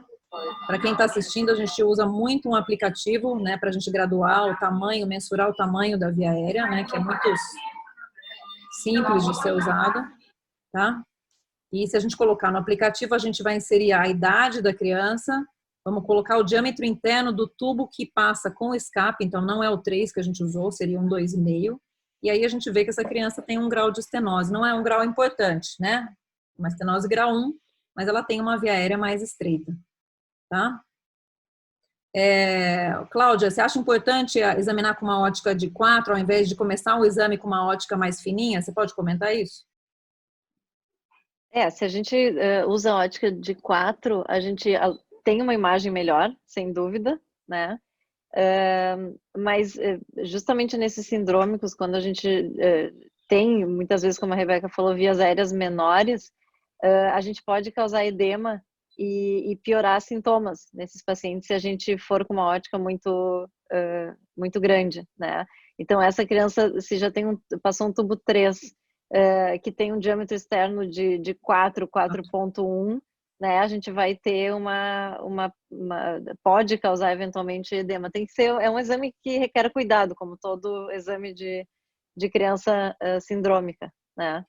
Agora, a gente sempre tem a ótica de 4 na mesa, porque 4 pra gente é uma criança que tem uma veia normal, né? Então, quando a gente tem dificuldade de usar uma ótica de 4, a gente já ganha uma informação que tem alguma coisa anormal, né? Sim? Que é a definição de estenose congênita, né? Num recém-nascido que não passa a ótica de 4, né? Menos do que 4 milímetros na subglote, né? Ótimo. Então, tá bom. Essa criança voltou... Bom, essa criança voltou do centro cirúrgico com um tubo 3 sem cuff. Essa criança fazia fazia episódios de apneia, inclusive no ventilador, tá? E a gente acabou optando por fazer uma traqueostomia, até porque ela vai precisar de múltiplas abordagens cirúrgicas ainda, né? A gente não tem muita ainda noção. Ela parece ter um desenvolvimento neurológico razoável, ela tem tanta má formação craniofacial que às vezes é difícil saber até que ponto aí ela tem um desenvolvimento normal em relação à deglutição, por exemplo, né? Mas foi feita uma ressonância de crânio. Quer comentar, Melissa, por que a gente faz ressonância de crânio nesses casos? Sempre que a gente tem uma paralisia bilateral, né, de pregas vocais, a gente faz a ressonância de crânio para descartar um Chiari ou alguma outra malformação a nível do sistema nervoso central. Então, embora muitos casos são, na minha experiência, a maior parte dos casos que eram Chiari tinham outros sintomas, a gente já sabia. Mas de rotina, nessas paralisias, para a gente falar que ela é idiopática e que não é central, a gente sempre faz a ressonância, né? Ótimo. O raciocínio aqui, na verdade, de fazer a traqueostomia é que a gente achou que mesmo se tivesse, né, porque às vezes a gente faz a ressonância achando que pode ter alguma coisa que vá ser reversível, né, a paralisia. Agora a criança, além disso, tem também uma estenose subglótica, né, leve, mas tem, e tem todas as malformações que ela tem, né. Então, alguém aqui não teria feito essa traqueostomia? Não, inclusive isso, né, Rebeca? Ela vai ter que fazer as cirurgias craniomaxilofaciais ali. Então, a traqueostomia vai ajudar nesse sentido também. Imagina entubar essa criança. E é uma paralisia bilateral, numa criança que não tem nada. Às vezes é tenso você dar alta, né, para essa criança. Então, nessa aí, sem dúvida, Rebeca, eu também faria, sem dúvida. Ela já chegou com essa instabilidade, né? Porque às vezes a gente entra num equilíbrio, a gente consegue, né? Mas aqui, no caso, ela já chegou muito estável, com uma clínica que se justificava, né? Ok, vamos para o último caso aqui, então. O último caso é esse bebê de 1 mês, né? Também agora recente, durante a pandemia, de um parto vaginal. Ele nasceu a termo, teve uma distócia de ombro, teve uma fratura de clavícula, mas com Apgar bom. Ele com 24 horas de vida num outro hospital, tá? Ele teve um ataque de espineia, uma sonolência, foi colocado em halo, depois em CPAP e precisou entubar. Aquela história que a gente vê muito, muito frequentemente, né? De algum ataque de espineia do recém-nascido, inexplicável, e a criança ganha um tubo nos primeiros dias de vida, tá? Bom, na evolução, ele evoluiu com uma sepse neonatal e conseguiu ser estubado depois de 5 dias só. A gente não tinha informação de que tubo que foi usado aqui. E recebeu alta com estridor. Segundo a mãe, ele recebeu alta ainda com estridor, tá? Isso num hospital aqui da região. 9 dias depois da alta, ele volta e é internado por uma insuficiência respiratória associada a estridor bifásico. E aí começam a fazer uma dexametasona, 0,6 mg por quilo, nebulização com adrenalina, e ele está em catéter de oxigênio com 2 litros por minuto, tá? E ele está assim, dormindo.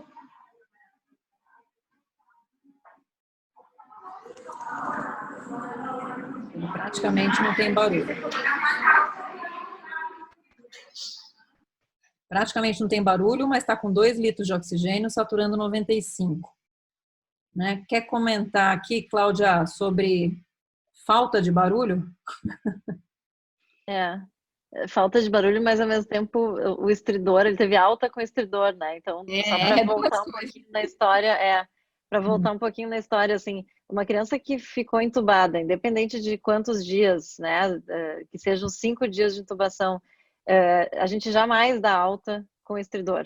É uma via aérea que tem que ser olhada, é uma criança que tem fator de risco para estenose, e aí a história é justamente essa, assim, é uma coisa diferente da laringomalácia, diferente do cisto que a gente falou há pouco, é uma lesão que pode estar em evolução e que a gente pode ter um desfecho bem desfavorável né, uma obstrução de via aérea completa mesmo. E a questão do barulho, então agora, né, essa falta de barulho, a criança está dormindo, né? Então, obviamente, toda vez que ela se agita, ela vai ter mais demanda de ar e vai fazer mais barulho, mas também não quer dizer nada, né? Uma criança, para fazer um estridor por uma estenose, ela tem que ter uma obstrução de mais de 70% da luz da subglote. Então, a gente pode ter uma criança que está quase nesse patamar aí e pode não ter o barulho. Outra questão que pode também confundir muito é quando que foi feita a nebulização com adrenalina. Se a gente avalia essa criança e ela fez 30 minutos a nebulização, né, recém fez a nebulização, a gente pode confundir bastante e não ter muito barulho, muito estridor. Né? E tem outro Mas fator, é uma criança que tem que ser avaliada, né? 30 dias de vida, às vezes essas crianças com 30 dias de vida, elas podem, mesmo com obstruções bem importantes, não fazerem tanto desconforto inicialmente, né? Elas não têm, como se diz, aquela expansibilidade, elas têm muita hemoglobina fetal, então aparentemente parece que está compensado, mas às vezes a obstrução é muito importante, né? E o fluxo aéreo é menor, né? Então a gente pode não ouvir o barulho. Para a gente fazer barulho, a gente tem que ter fluxo passando, né? Então, às vezes, a falta de barulho é sinal de que não tem... até ruim.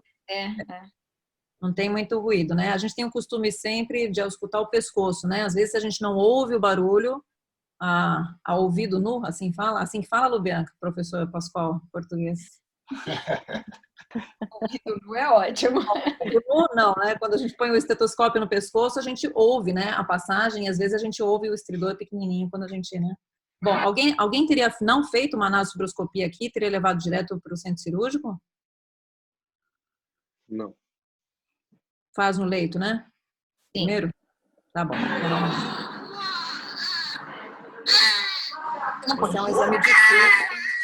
A gente não usa choro como criança, né? Agora, durante o choro, a gente vai ouvir um pouquinho o ruído.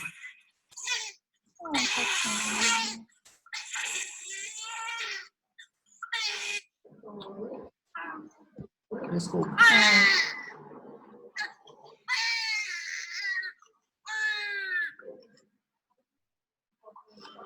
Você consegue dar um toquinho no celular que não vai apagar? Isso. Alguém viu ali, não?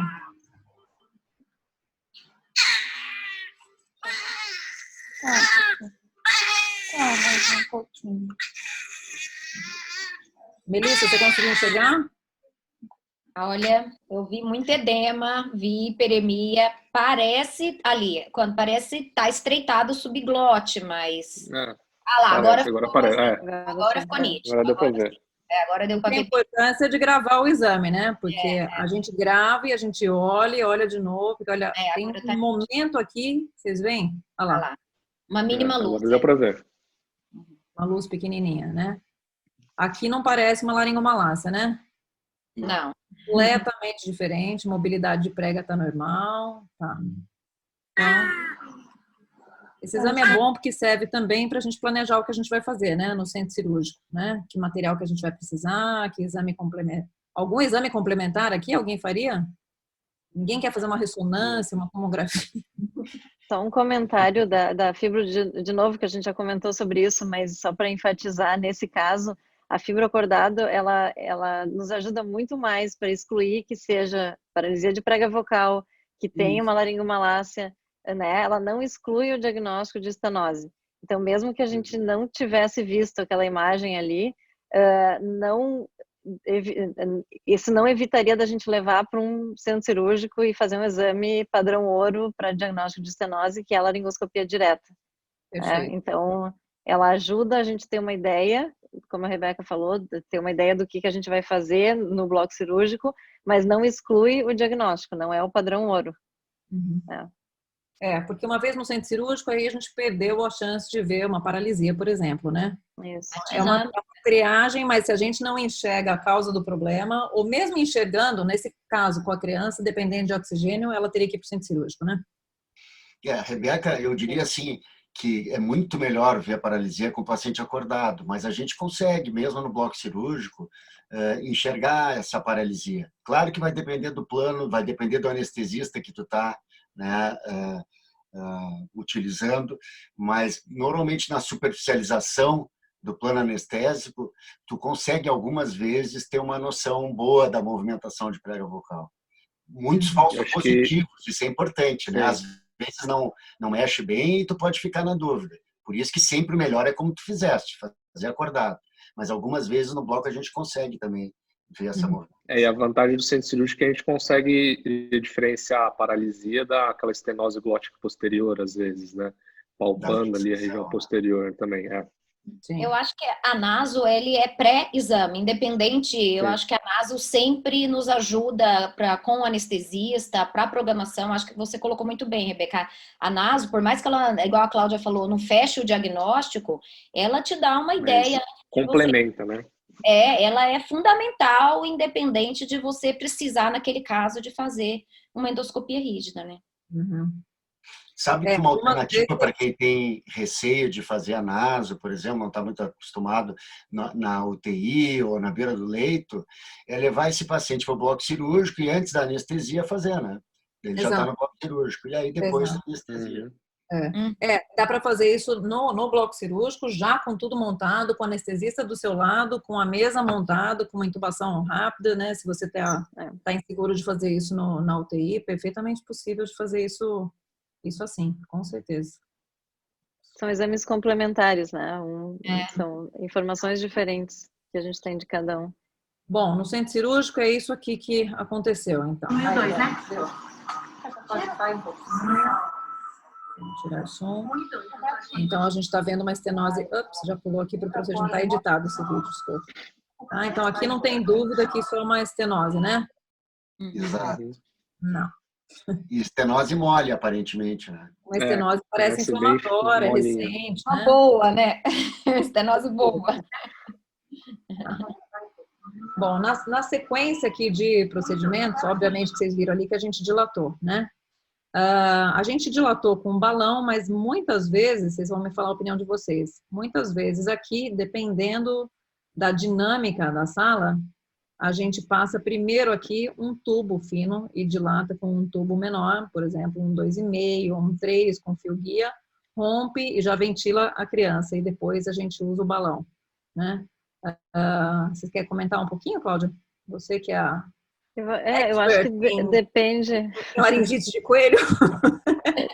De coelhos e... não, na verdade, eu acho que depende do estado que a criança está no momento do procedimento. Né? Claro, se ela está disfuncionada no momento que a gente induziu e laringoscopou e ela está muito disfuncionada, o tubo é muito mais rápido porque eu consigo ventilar ela. Eu passo o tubo fino e já fico ventilando. Mas na maioria das vezes a gente não precisa passar o tubo, a gente consegue passar o balão direto com guia e acertar o buraquinho ali que é por onde ela está ventilando e já dilatar e resolver o problema num movimento só, né? Sem ter que ventilar antes com o tubo. E manipulando menos essa via aérea. A própria ótica de 4, quando é fininho assim, se você passar bem na região ali, você já vai melhorar essa ventilação. Estenose aguda, assim, né? Na estenose aguda. Bom, né? O problema aqui, na verdade, é a ventilação em máscara, né? E a hiperoxigenação antes de você passar um balão, onde você vai ter que relaxar a criança, fazer um bolo de propofol para não ventilar, e você conseguir deixar seu balão inflado pelo menos um tempo, um pouquinho, né? Então, Rebeca... corticoide? Fala, Vitor. Quando a gente não tinha aquele balão específico para laringe, a gente usava aqueles de endovascular e tem uns que tem um lumen interno. Então, às vezes, a gente pegava com o anestesista para deixar oxigênio em alto fluxo passando pelo lumen. A gente fazia isso também. Tá. O grande problema só é que a gente não consegue expirar, né? Então, sim, não sim, é um sim. procedimento que dá para ficar muito tempo. Alguns segundos, Exato. obviamente, né? Mas a gente fazia isso também. Essa é uma coisa importante lembrar, porque os anestesistas têm a tendência, o anestesista que não fica sempre com você, ou que não faz sempre isso, eles têm a tendência a querer ventilar, assim, não deixar sem ventilação. Então, não quer usar um broncojete, você não quer... E o problema não é jogar para dentro, o problema é retenção de CO2, né? Então, o que a gente precisa é abrir essa via aérea e abrir rápido, né? E eu injetei aí, eu costumo injetar de rotina aí triamcinolona, vocês injetam ou não? Eu injeto quando tem. Normalmente... Primeiro procedimento, em geral, não. Não. Isso. Eu também não, no primeiro não. Normalmente, quando eu injeto a triamcinolona, são naqueles procedimentos que eu faço também a incisão de Mercedes-Benz, que a gente brinca, né? Aí, nesses, realmente, eu injeto a triamcinolona, mas de rotina eu não injeto. Tá. Eu tenho injetado de rotina a triamcinolona. Eu inciso sempre e injeto sempre. Incisa sempre? Mesmo assim, quando é inflamatória, Vitor? Sim, sim. Eu acho que ajuda a direcionar a dilatação. Mas... Bom, e esse caso aqui, essa criança que estava, né, com catéter nasal de oxigênio, essa criança vocês costumam deixar entubados ou não? Serve para alguma coisa esse tubo ou não? Vamos entubar lá em sala. Os dois, né? Aqui no final a gente está calibrando, então esse é um tubo de tamanho adequado para ela, 3,5 com escape de ar, né? Então a gente conseguiu um lumen normal.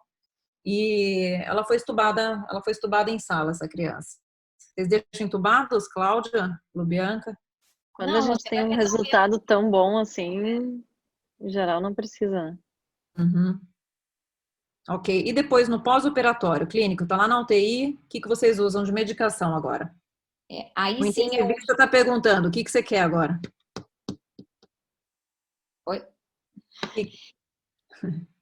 Esse caso eu trataria, eu trato depois da dilatação, em caso de cenose subglótica, eu trato refluxo também.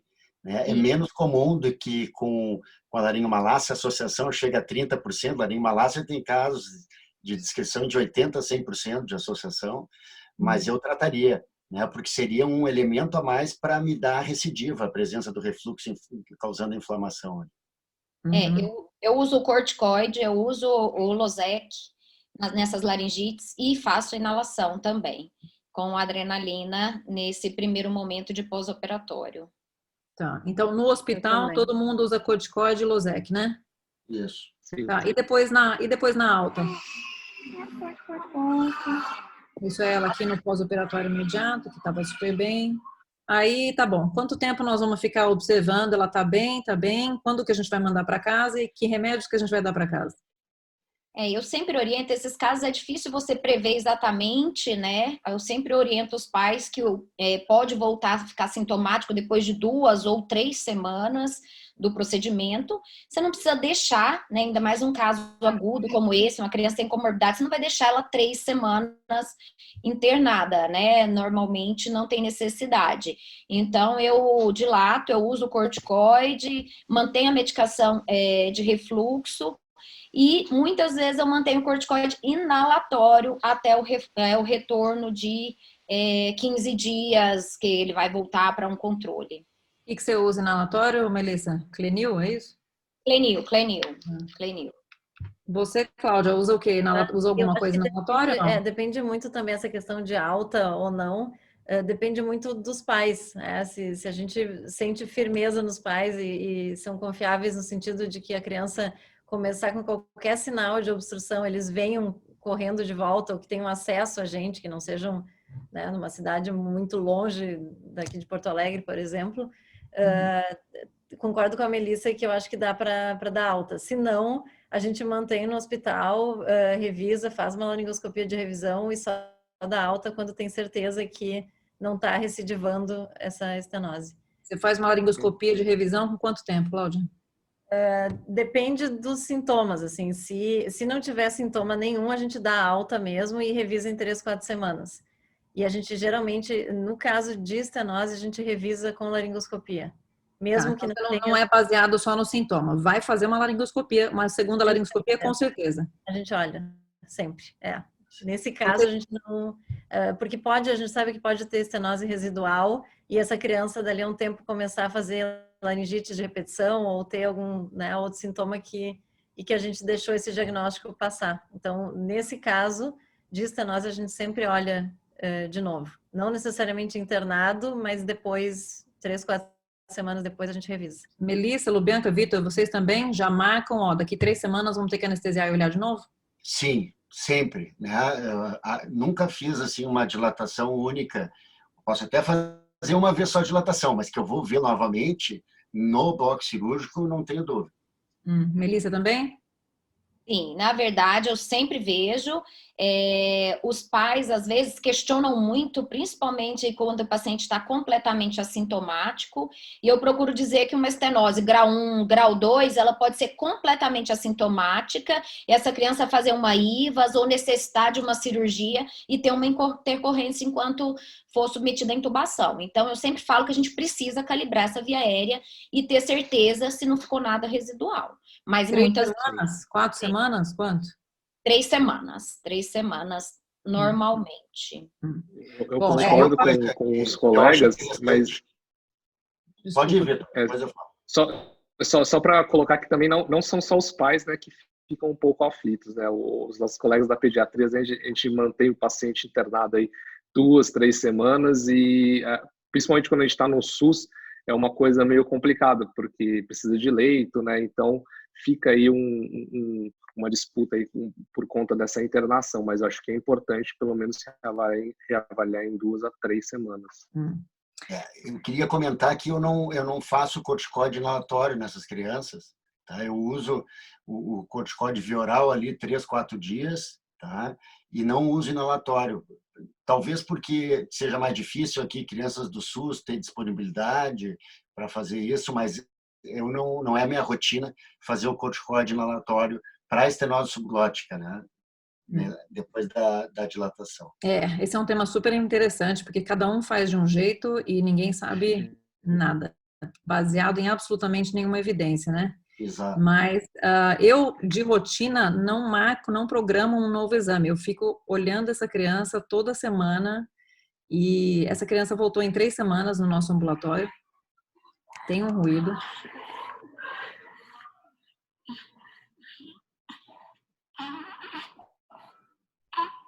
A mãe estava achando ótimo, está ganhando super bem peso, mas tem essa nasofibroscopia, que eu fiz até um recorte, eu vou adiantar aqui, porque a gente passou da hora, tá?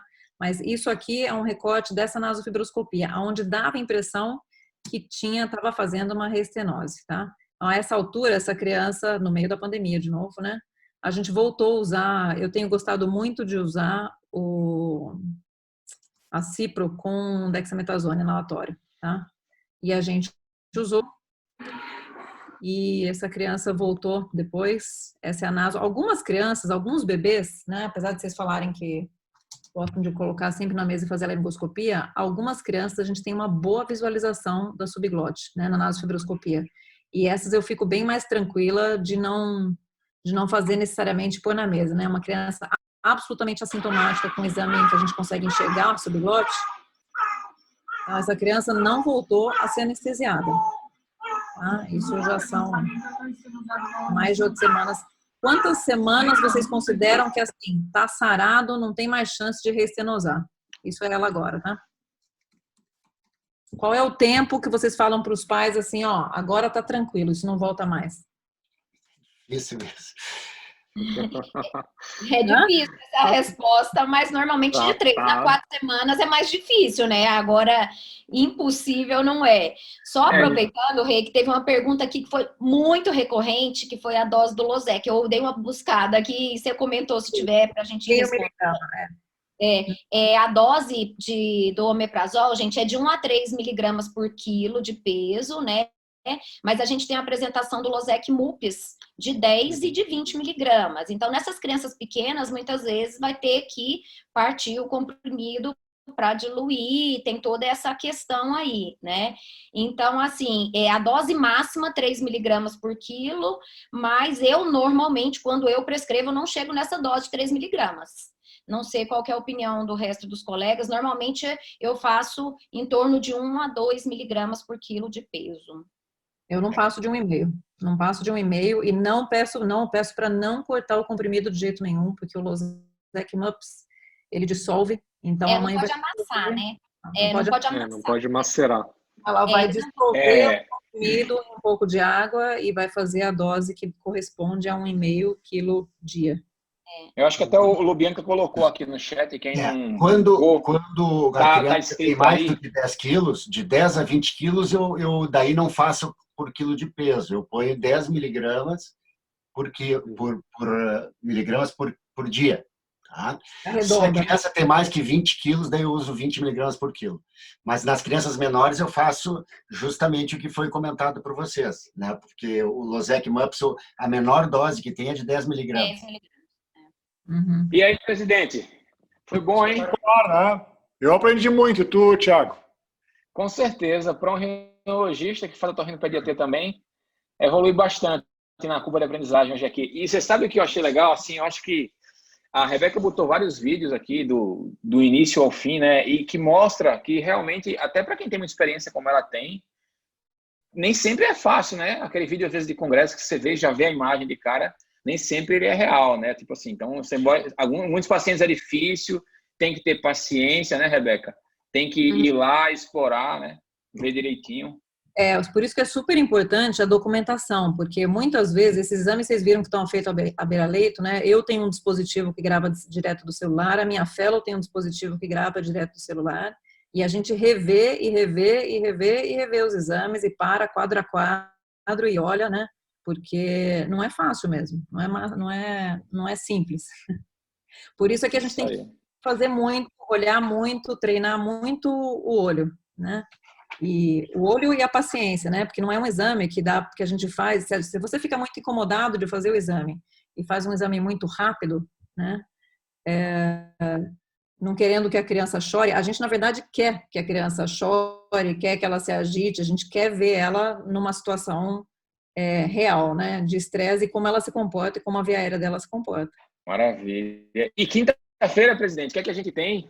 Quinta-feira a gente vai falar outro assunto super importante, na verdade, interesse geral, que é resistência aos antimicrobianos, né? Então, vai ser uma live legal, eu vou dar uma aula, o Otávio Pilcher vai dar uma aula e o Fabrício vai dar uma aula também.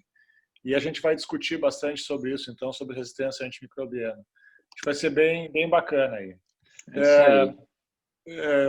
Deixa eu ver se eu tinha mais um aviso para dar. Quem aqui prestando atenção agora? Acho que não, acho que... Sempre lembrar do Congresso, né? Isso. A Rebeca falou bastante do Congresso aqui, o pessoal aqui do Congresso está presente, né? O Shen, que é o presidente do comitê, a Melissa e a Rebeca que fazem parte, a Rebeca pela BOP. O programa realmente vai ser super bacana. Lembrar, esse ano o Congresso ele vai ser, tá aí, ó, inscreva-se no Congresso, já tem aí, o pessoal colocou no chat, o pessoal da associação. O Congresso vai ser gratuito. Eu nunca digo que é gratuito, né? Porque diz que gratuito não existe almoço de graça, né? Já diziam o pessoal. Então, na verdade, o Congresso vai ser incluído na anuidade desse ano. Os nossos associados pagaram a anuidade e eles terão, com a anuidade, o direito ao Congresso. E vai ser super bacana, né, Shen? Acho que tem coisa aí, modelo, Melissa, Rebeca. Tem várias novidades aí. Tem novidades. A gente vai trazer um modelo inovador aí. Vai ser muito sem muitos spoilers. Os spoilers a gente vai dando aí no decorrer desse período aí até novembro. Certo, pessoal? Muito obrigado para Melissa, Shen, Rebeca, Claudinha, Zé. Obrigado, estava excelente a mesa mesmo. Eu acho que a gente, no primeiro momento, teve uma dificuldade de o pessoal entrar, mas entraram 200 pessoas aí. Eu acho que a gente conseguiu fazer com que as pessoas assistissem. E eu acho que esse caminho aí é um caminho de proteção ao associado. Talvez nas primeiras vezes vai dar um pouquinho mais de trabalho, mas já o pessoal aprendeu como é que faz. Certo? Tiagão, tudo contigo para encerrar. É isso aí, pessoal. Até quinta-feira, todo mundo. Você que está aqui com a gente, a BOL conta com você, inclusive para nos ajudar. Quando alguém for reclamar lá, poxa, não pude entrar na live da BOL, você fala o quanto foi legal, o quanto foi importante para você e o quanto é importante para a nossa associação que todos possam ajudar e contribuir com a anuidade. É isso aí, presidente. Obrigado, Rebeca. Obrigado, Melissa. Obrigado, Shen. Obrigado, professor Bianca. Até lá. Tchau. Até quinta. Obrigada. Tchau.